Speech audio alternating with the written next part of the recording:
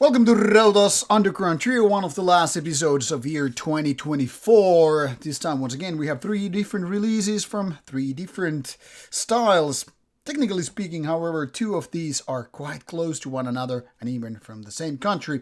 So first, let's go through these bands in alphabetical order with quick genre recap and then from worst to best according to my own opinion. First we have here Ataraxie from France. Sorry, let's do it this way. This is Le Déclin. It's Funeral Doom.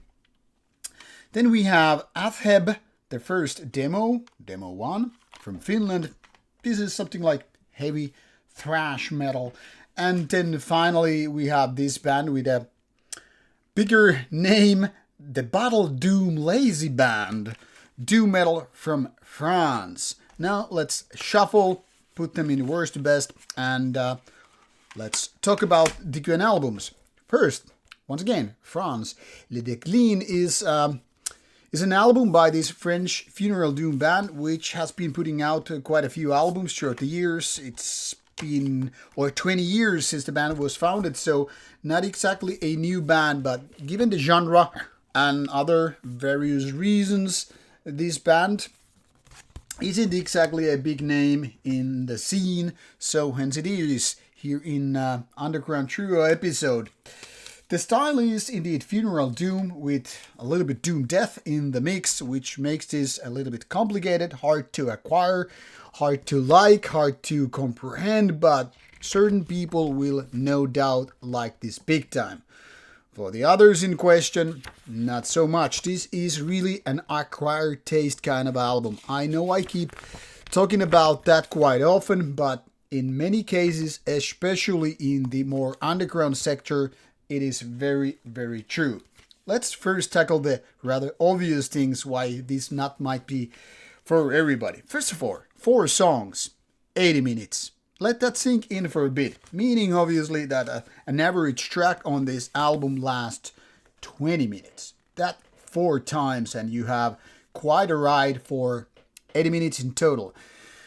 Now, if you're not ready to get yourself, seat belts and all, it might be too much. This is made with couple of things and not too much variation. First of all, it's funeral doom, which really means it's slow tempo and sometimes it's as if I was speaking like that. Meaning there are tunes where you just get your guitars and strum and not much is really happening. Obviously, I'm exaggerating here a little bit, but there's so many different styles of funeral doom if you really go nitpicking about the subgenres and all that stuff. And Ataraxie isn't making it easy for you. Sometimes it's just really simplistic. The kind of like, hey, I am just 15 years old, elementary school, and I want to make my first metal band kind of a strumming. Meaning some of the riffs are really, really simplistic. Okay, there might be lead guitar doing a little bit different, but all in all, that's really, in essence, what happens here a lot. Then these songs are overextending their stay with that average of 20 minutes, which means that you have to have the patience. It's almost like those French art films where the camera is filming a person staring at the wall, waiting the paint to dry. I might be exaggerating a little bit, but not too much. The point here is, if you're not into some kind of an artsy thingy with the films, movies, or with music, or books that go overextending the description and all, basically what I'm doing here, this might not be your thing. If you're of the TikTok generation who wants the instant gratification from your music, even to a point of meaning less than 1 minute grind songs, this probably ain't for you. But it's not just about that which makes this complicated. Sure, this goes heavy, but then again, there are plenty of doom death metal bands that are actually heavier. So not only go heavy and not only go dark, because there are lots of albums which are way darker, way ominous, way more sinister. This goes to a niche where you just have all the ingredients. They're super lengthy songs, the heavy, not too heavy, the simplistic riffs, not too simple, and all that stuff to just go with the ride. So when it gets to the doom metal thing with death metal, I mean kind of doom death, and you have the growl vocals, the things have a little bit of a momentum shift, but only to backtrack later on to the very thing. So you have these super lengthy songs which are not really captivating. They're like the opposite antithesis of hit songs, really. They are not made of, interesting tempo changes or fancy lead guitars or solo guitar parts or a lot of the things that you might find from various other genres. With this album, you have to embrace that those songs are gonna last and that they are not complicated, they are not technically challenging, and they're not, filled with fancy details. On the opposite, sometimes there's not much really happening with the guitars or drums, but there are spoken parts where it's more like a storytelling session. I'm gonna have this album for you to find out what's going to happen, but with a French accent and obviously less dramatic voice. So, if you're not really into a funeral doom death kind of a ride, this is not for you. It's very, very selected audience, and like I said, some people are gonna like it. I already check out Radio Music, for instance, and some people were giving it 5 stars and praising this must be the best thing to ever come out from the given genre. But at the same time, there are people who are like too much, too boring, or even borderline annoying. For me, it's just that 80 minutes of basically any kind of music is usually too much. Obviously, there are exceptions to every rule, and I don't know, if this was a Best of Slayer album, I would probably just be happy with the 80 minutes and all. But also, a lot of doom death is just done so many better ways, in my opinion, and I like there's more variation. And 20-minute songs, man, don't get me even started. So I'm gonna say this. Unless you are ready for the super lengthy songs with funeral doom, with death metal in the mix, don't go near this. But if you are funeral doom lover and you don't mind a little bit doom death, well, give it a go and prepare for the ride. At least it's a beautiful package, whatever it is. A little bit more traditional doom metal ride comes also from France this time with this given album. This is the second album, okay, really tight jewel case once again. I'm not gonna take it out here. And this album is called Clans of the Alphane Moon. I previously featured some years ago the other Bottle Doom Lazy Band, more of a compilation, and that was actually quite bad. This time it's much better, but I'll be honest with you and say this isn't really my cup of tea. This is very retro-ish take on the doom metal, meaning there is no doom death present with this one. And this is really touching the traditions of the given genre. This also lasts for over 70 minutes, so it's quite a lengthy ride, but it's very, very different from Ataraxie.